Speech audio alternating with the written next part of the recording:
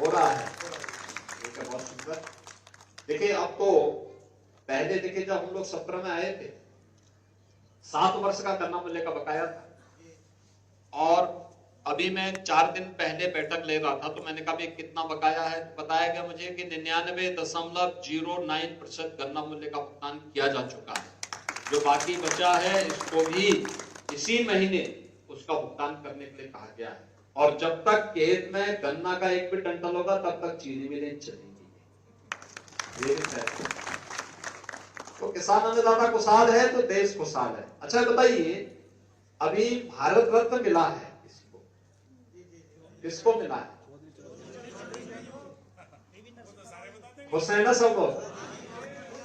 देखो मोदी जी ने ये भी करके दिखा दिया है, जो चौधरी चरण सिंह जी के अनुयायी नहीं कर पाए वो मोदी जी ने कर दिया। चौधरी साहब के नाम पे सत्ता बहुत सारे लोगों ने हथियाई होगी, लेकिन चौधरी साहब के नाम पर कोई भी काम नहीं किया। और मोदी जी ने चौधरी चरण सिंह जी को उनकी कर्म भूमि में चीनी मिल भी लगाई और आज भारत रत्न भी देने का काम हो गया ना। तो देखो ये सब घर घर और गांव गांव तक बताने की आवश्यकता है। और कोई अन्नदाता किसान कोई बताएगा? और कृषि यंत्र भी दे रही है सरकार, मिल रहा है ना? कुछ और बढ़ाया जाए आदमी थोड़ा और भी।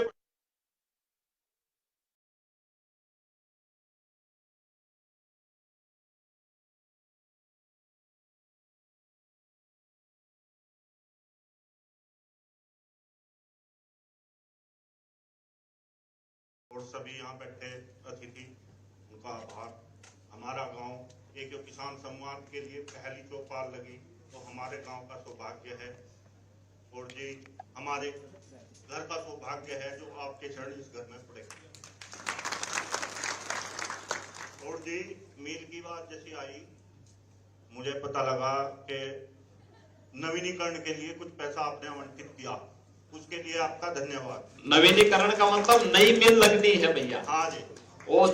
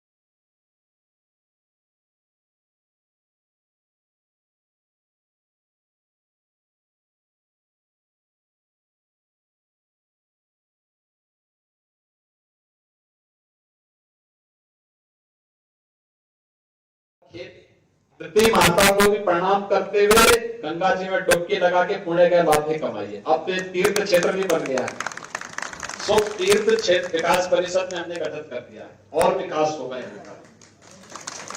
बहुत बहुत बधाई आपको। भाई एक नौजवान था, वो नौजवान कहाँ गया? उस नौजवान को दो। देखो नौजवान एक किसान को भी है।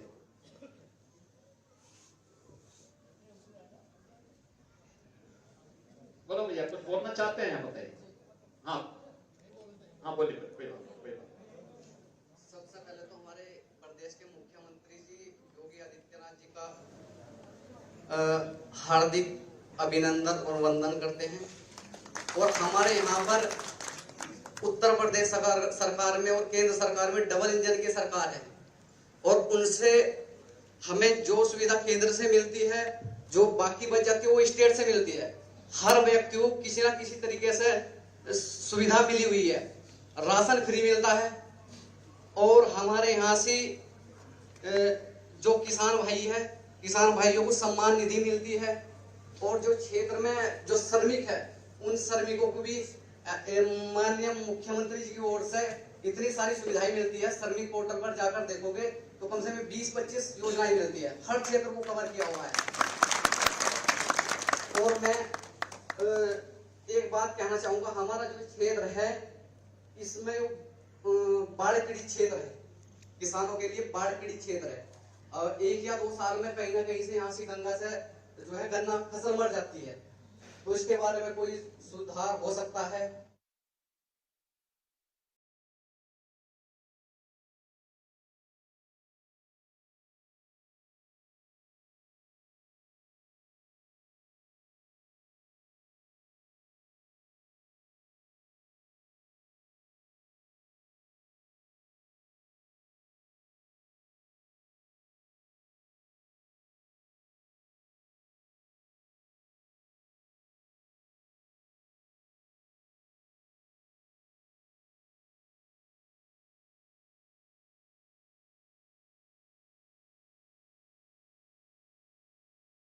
देखिए, गरीब बच्चों के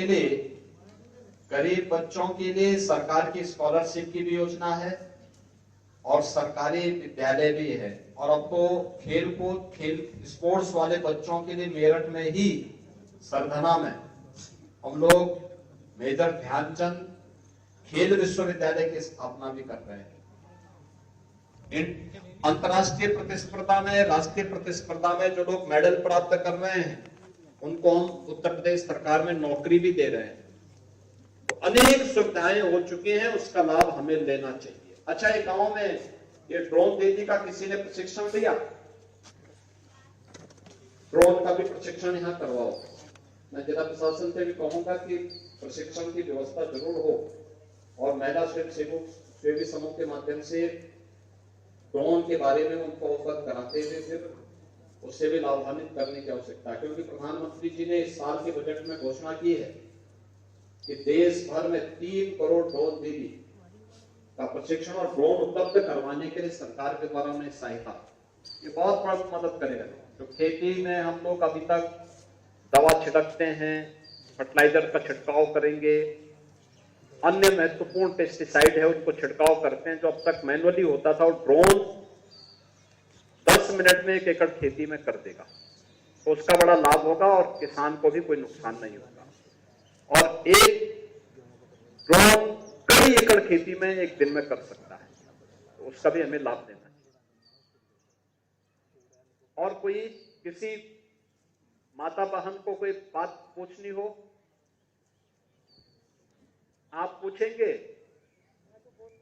आप बोलेंगे? बाबू चल बोलिए। भारत माता की जय श्री राम। माननीय यशस्वी मुख्यमंत्री जी, आपका अभिनंदन स्वागत करते हुए मैं नीलकंठ महादेव जो प्राचीन यहाँ पर मंदिर है और इसी ग्राम सभा में आता है, यानी वहाँ पर जिस समय समुद्र मंथन हुआ था उस समय हलाहल इस कंठ में रख करके भगवान शिव यहाँ पर विराजमान हुए थे, ऐसी मान्यता है। और वनवास काल में पांडवों ने उसी स्थान पर तप किया है, इतना प्राचीन स्थान है। और आपके बारे में तो सर्वप्रथम आपने कहा था, यानी माफियाओं को मिट्टी में मिला देंगे, उससे भारत ही नहीं विश्व में आपकी छाप है। नंबर 2, आपने राम मंदिर पर विपक्षी पार्टियां कह रही थी कि खून बह जाएगा, आपका वो शब्द इतना कीमती कि एक मच्छर का भी खून नहीं होगा, आप ऐसे यशस्वी मुख्यमंत्री हैं। नंबर 3, आपने कहा था कि अगर इस चौराहे पे माता बहनों को छेड़ेंगे या कोई भी लूटपाट करेंगे तो अगले चौराहे पर ही यमराज, यम के दूत वहां पर राम नाम सत कर देंगे, तो भ्रष्टाचार मिट गया। इसके बाद भी आपकी वो बात गूंज भारत में ही नहीं पूरे विश्व में है। जिस समय आंदोलन होते थे विपक्ष करता था और आगजनी सरकारी संपत्ति को नुकसान पहुंचाता था और निजी संपत्ति को भी जला करके और तोड़फोड़ करके नुकसान करता था। आप ऐसे प्रथम मुख्यमंत्री हैं जिन्होंने उसकी भरपाई के लिए, यानी जो जिन्होंने नुकसान किया उसी की संपत्ति से, ऐसी आप शख्सियत है प्रदेश के अंदर, आपका भारत में ही नहीं विश्व पटल पे नाम है। तो मैं अपने नीलकंठ महादेव इसी क्षेत्र में आता और इस ग्राम सभा में है, और इसी परिक्रमा जो सुखदेव जी की परिक्रमा होती इसी पर स्थान है, ये खोले में यानी जंगल में है। तो हम चाहते हैं जैसे सुख तीर्थ आपने इसको घोषित किया है, तो ये क्षेत्र भी सुखदेव जी के नाम पर जो सुख तीर्थ क्षेत्र की आपने घोषणा करी, इसको अगर आप सम्मिलित कर देंगे तो ये प्राचीन सनातन धर्म की धरोहर है, उसका भी विकास हो जाएगा। तो मेरी तो आपसे आशा ही नहीं, क्योंकि आप जैसा मुख्यमंत्री भविष्य में नहीं होगा और आने वाले युगों युगों तक, क्योंकि राम मंदिर 500 वर्ष हो गए, परंतु आपके कार्यकाल में बन रहा, तो इतिहास में दुनिया यानी हजारों वर्ष तक याद करेगी। तो इसलिए मैं तो चाहता हूं कि सुख देव तीर्थ में आप सम्मिलित करें। जय श्री राम। जय श्री राम। आप लोगों को देखो, राम मंदिर के लिए भी चौधरी साहब को जो यहाँ पे भारत रत्न मिला, इसके लिए प्रधानमंत्री जी के प्रति आभार व्यक्त कर पत्र उनको जरूर पोस्ट कार्ड लिख के भेजना चाहिए। ठीक है जी। किसी माता बहन को कोई बात बोलनी हो,